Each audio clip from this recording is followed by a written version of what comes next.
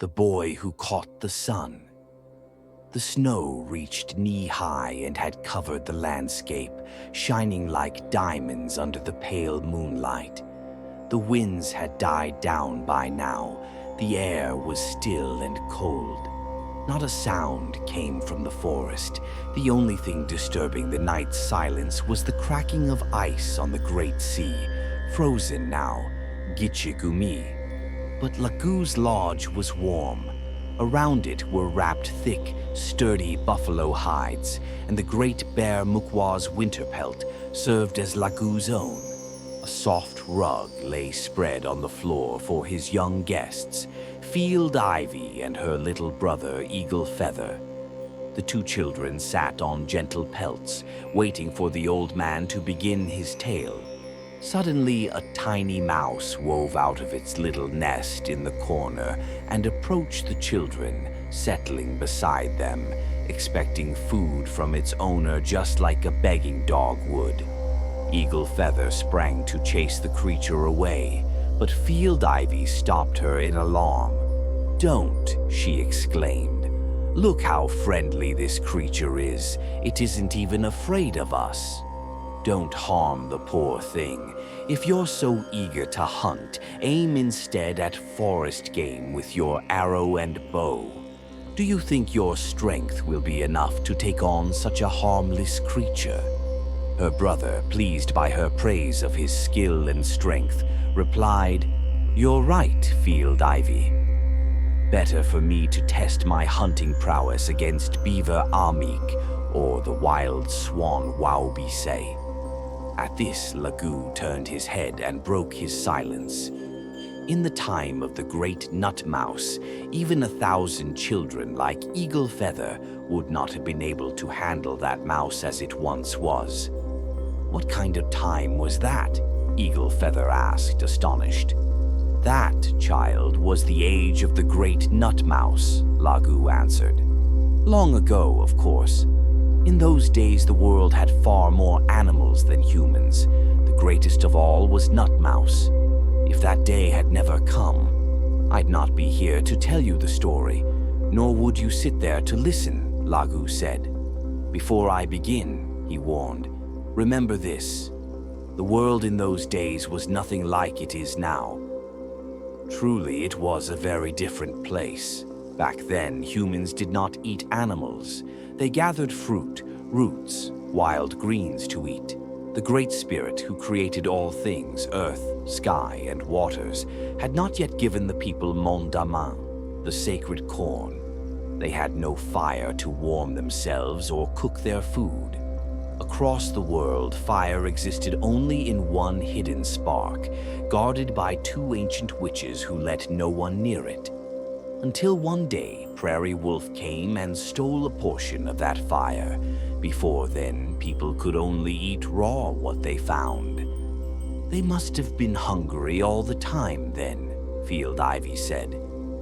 "Indeed, their bellies were always empty," Lagu replied. "But there's more. In those days, there were many animals and few people. Animals ruled the world according to their ways, and the mightiest of them was the mastodon called Bosh Kwa Dosh. This creature was taller than the highest trees and was never satisfied. And if it had lived longer on this earth, no other animal would have had a single bite to eat.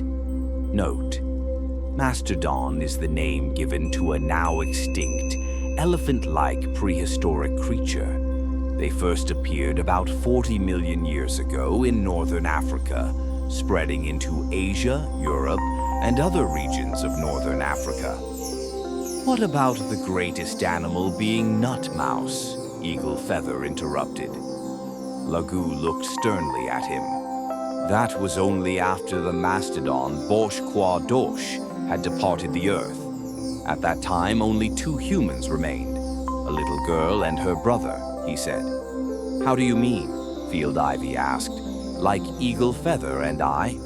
"Yes, the girl was very much like you," Lagu answered, "while the boy was a dwarf, no taller than a meter. The girl was stronger and bigger. She gathered food and tended to her brother's every need. Sometimes when she went into the brush to collect berries, she took him along. She feared that if she left him alone, a large bird might snatch him up with its talons. The girl did not know how odd her brother was, or what mischief he might do when he set his mind to it. One day she told him, "Look, brother, I've made you a bow and arrow. It's time for you to learn to fend for yourself. While I'm gone, practice and master it." Days passed and winter set in firmly. The only garment on the boy's back was a cardigan the girl had woven from wild grasses. He wondered what he might find to keep himself warm. Then a flock of birds arrived, pecking insect larvae from overturned logs. "Aha!" the boy said to himself. "I can make a warm cloak from their skins." He grabbed his bow and arrow, though not yet skillful. He shot his arrow but missed. He fired a second and a third, still missing, and the birds flew off, having filled their bellies. Undeterred, the boy practiced daily, shooting arrows into trees when he couldn't find prey. Finally, one day he managed to shoot a sparrow, then another, then another. By the time he hit his 10th, he deemed he had enough. He ran to his sister. "Look, I won't freeze this winter. Take these birds and sew me a sturdy coat." The sister skinned the little birds and stitched them into a beautiful coat. It was the boy's first winter coat. She sewed feathers onto the hides, making the coat both beautiful and hardy. The boy glowed with pride. He strutted around with his bow and arrow. One day he came to his sister and said, "Is it true that there are no others in the world besides us? Maybe I should go a bit farther out to see if I can find someone." His sister feared for him, but the boy was determined. At last he set out, but his short legs, unaccustomed to walking, tired quickly. At the foot of a hill, he found a clearing where the sun had melted the snow and laid down to rest. While he slept, the sun played a trick. The hides his sister had sewn were still fresh and pliable, and under the sunlight they began to shrink as they dried. As the coat tightened across his chest, he muttered in his sleep, "What is going on?" When he awoke and stretched, he realized what had happened. The sun was nearly set. The boy stood, slammed a small fist at the air, and cried, "See what you've done. You ruined my brand new coat. How will I keep warm now? But don't think I can't reach you. You think no one can touch you up there. I'll show you." Curious, Field Ivy couldn't hold back. But how could he reach the sun? Lagoo answered. When the boy told his sister what had happened, she asked the same. Then he said, "For 10 days I lay without eating or drinking, not even moving. Then I turned over and lay another 10 days. At last I stood up. 'My mind is made up,' I said to my sister. 'I'll go and catch the sun with a lasso. Get me something like a rope so I can set my trap.' The girl gathered some grass and twisted it into a cord, but the boy said it wasn't strong enough. Then the sister thought of her hair. She cut it and braided a rope. Seeing its strength, the boy was delighted and put it in his mouth, but instantly it turned into a thick, long steel rope. He wound it around his body completely. At midnight, he climbed up the hill and set his lasso where the sun would rise. He waited in the cold darkness. At last, pale light began to push up from the horizon, and when the sun's head emerged, it caught in the lasso and hung trapped right there. Lagoo paused, gazing at the fire. When he did this, it seemed to people that the flames themselves spoke, helping him tell the tale, as if red embers lent him strength to continue. Field Ivy fidgeted, eager for more. Lagoo, she called softly. What happened to the nut mouse? Ah, yes, the nut mouse. Lagoo shook himself awake. Let me see. Yes, when the boy caught the sun with the lasso, that day there was no morning. Darkness blanketed the world, and the animals didn't know what to make of it. Squirrel Adji Daumo shouted from pine boughs. Raven Ka-Ga-Gi flapped its wings in alarm, warning the others that the world had ended. Only Bear Mukwa seemed unbothered. He had retreated to his cave for hibernation, and the darkness suited him fine. The one bringing news was East Wind Wabun. He drew one of his silver arrows and rode across the valleys to chase away the gloom, but the sun did not respond, and arrow after arrow fell to the ground. Alas, East Wind cried once he understood the calamity. Someone has caught the sun with a lasso. Someone must go and cut the rope.